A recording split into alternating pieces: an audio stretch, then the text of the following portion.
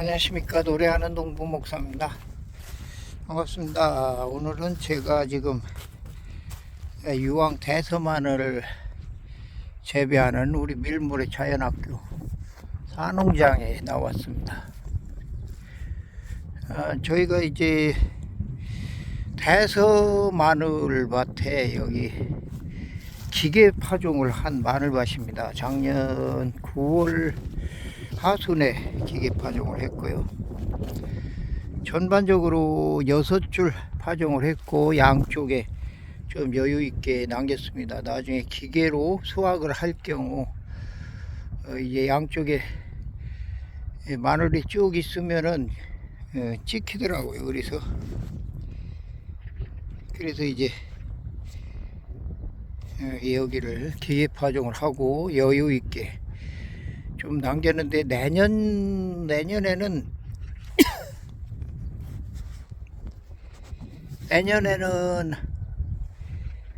한 줄을 더 심어도 될 것 같아요. 저 아래 우리가 삼농장을 육종마늘을 파종할 때는 한 줄을 더 심어서 7줄을 파종을 했습니다. 근데 여기는 지금 6줄을 파종을 한 상태죠. 그래서 지난번에 삼농장 육종마늘 구멍을 뚫어주고 남은 시간에 이제 이쪽을 밭을 맸는데 오늘 저 옆에가 남아서 오늘도 여사님들 6분이 왔는데 아주 이제 맸습니다. 매고 다른 밭으로 지금 갔습니다. 이 밭이 전체적으로 저 옆에 홍산마늘 주화를 파종했거든요. 주화를 파종해서 지금은 겉으로 볼 때는 뭐 빈 밭 같은데 가까이 가면은 주화가 잘 났습니다. 그래서 요 밭이 1300평 밭인데 요쪽에가 여기 작년에 고추 심어서 수확했던 요 부분을 다 고추를 빨리 걷어내고 이제 홍산 시마늘 또 육쪽 주화마늘 그리고 이쪽 푸르스름한 데는 이제 남은 공간에 육종마늘하고 또 대서마늘을 아주 심은 부분이고요. 여기 지금 비닐로가 이렇게 덮여 있는 부분은 홍산 시마늘을 파종을 했습니다. 대체적으로 작황은 괜찮은 것 같습니다. 지난번에 무름병약, 요즘은 무름병약, 뭐 고자리파리 뭐 예방도 한다고 하는데 어쨌든 무름병약, 무름병을 요즘 예방을 해야 되거든요. 무름병은 마늘이 옆으로 이렇게 쓰러져서 자랍니다. 그런 것이 무름병이고 심할 경우는 다 썩어서 없어지는 그런 상황입니다. 그래서 무름병약을 줬고 지난번에 오가노솔 유황 영양제 20% 들어있는 오가노솔을 주고 또 뭐 뿌리를 튼튼하게 하는 또 뿌리 영양제도 같이 혼용해서 주었습니다. 이번에 지금 일요일날 비 소식이 있는데 지금 비가 와야 될 상황입니다. 너무 가물어 가지고 작년 올 겨울 1월인가 그때 눈 흠씬 오고 나서 그 뒤부터 이제 비 소식이 전혀 없었으니까요. 굉장히 마을밭이 메말라 있는 상태죠. 그래서 마늘은 지금 풀 관리를 철저히 해줘야 되고 마늘이 완전히 커서 표면이 잘 안 보일 정도로 크면은 이제 마늘 밑에 있던 풀들은 좀 주춤하죠. 그래서 마늘이 완전히 어우러질 때까지는 풀 뽑는 것을 굉장히 신경을 써야 됩니다. 그래서 마늘이 풀한테 져버리면은 마늘이 성장 자체가 어렵습니다. 그래서 저희들도 지금 비싼 인건비 들여서 계속해서 마늘밭을 매주고 뚫어주고 하는 거예요. 그래서 지금은 무름병하고 뭐 고자리파리 응애 피해가 좀 있는 농가들이 있는데, 응애는 뭐 저 같은 경우는 스미치온 그런 살충제를 줬어요. 그런데 그것도 괜찮더라고요. 그리고 계속해서 보통 15일에 한 번 정도, 한 달에 2번 정도 이제 영양제하고 또 앞으로 무름병이 가시면 이제 뿌리 균핵 썩은병 이런 거 예방해야 되고, 또 이제 완전히 송악가로 떨어질 때는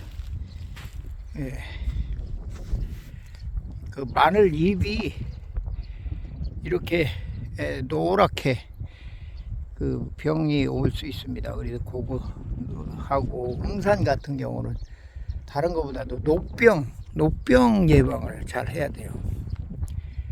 녹병도 뭐 병도 병이지만은 영양이 충분하지 않으면은 올 수 있죠. 그래서 홍산 마늘은 특히 녹병 예방에 주력을 해야 되고요. 그리고 저 같은 경우는 먼저도 말씀을 드렸는데, 마늘을 파종할 때 기비를 충분히 주었어요. 그래서 지금 이 밭 같은 경우는 이번에 비가 올 때 가는 요소를 조금 줘볼까, 그 정도 생각을 하고 있어요. 다른 때 같으면 뭐 100평에 뭐 가는 요소 서너 포씩 줬죠. 그런데 작년부터 제가 패턴을 바꿔서 기비를 충분히 주자. 기비도 코팅된 비료, SM팜 같은 전용 기비를 8개월 동안 천천히 녹는 그런 기비를 충분히 주자. 그런 농법으로 바꿨고요. 만약에 마늘 생육이 좀 부진하다 하면은 다른 것보다도 가는 요소 같은 거를 솔솔 뿌려주다, 비 오기 전에. 그리고 만약에 NK 같은 거를 주고 싶다, 성장인이나 NK를 주고 싶다고 하면은 반드시 명심해야 될 게 있어요. 물을 충분히, 비가 안 올 때는 스프링클러를 돌려서 물을 충분히 줘야 된다는 거. 가리 성분이 완전히 녹을 때까지 물을 충분히 주고, 비가 많이 올 때 그때 이제 비를 맞고서라도 성장액이나 그 NK 계통 비료를 줘야 된다는 거예요. 그거를 반드시 명심해야 됩니다. 그래서 육족이든지 어떤 마늘도 마찬가지예요. 그것을 지켜주지 않으면은 절대로 마늘이 잘 자랐다고 해도 그 2차 생장이 이루어져 가지고 나중에 뻥마늘 되고 그래서 그렇죠. 지금 여기가 이제 홍산을 이제 시마늘로 아주 작은 시마늘을 심은 곳인데, 뭐 지금 잘 어지간히 빈 데도 있지만은 어지간히 낫네요. 홍산 시마늘. 그래서 3, 4월 마늘밭은 어쨌든 간에 3, 4월에 굉장히 신경을 써야 되고, 3월달, 4월 달에는 풀관리에 집중해야 되고, 또 무름병, 균핵썩은병, 또 노랑병, 또 홍사는 녹병, 이런 것을 예방하는데 주기적으로 미리미리 예방을 해야 되죠. 그리고 설탕이 탄수화물인데 쉽게 말해서 영양분을 공급한다라고 생각하면 됩니다. 그래서 제가 누차 얘기하지만 설탕을 주면은 결간이 짧아지고 이파리가 두꺼워지고 병에도 강해지고 영양 공급이 원활하게 된다. 그래서 설탕을 연면 시비하고 우리 농가에서는 반드시 유황 재배를 하시라는 거예요. 유황. 그래서 이제 한 번은 아즈모엠지 같은 모두싹 같은 경우도 많이 쓰는데 어쨌든 순도가 문제죠. 순도. 유황 함량의 문제라고 봅니다. 그래서 저는 주로 오보기도 써봤어요. 오보기도 괜찮죠. 규산이 들어있어서 뭐 성장에는 괜찮습니다. 그런데 저 같은 경우는 아즈모엠지 유황 80% 거기에다가 이제 한 번은 아즈모엠지 치고 또 그 다음번에는 오가노솔 유황 20%의 영양제가 함유된 그런 걸 써서 그렇게 번갈아서 그렇게 하고 있다. 감사합니다.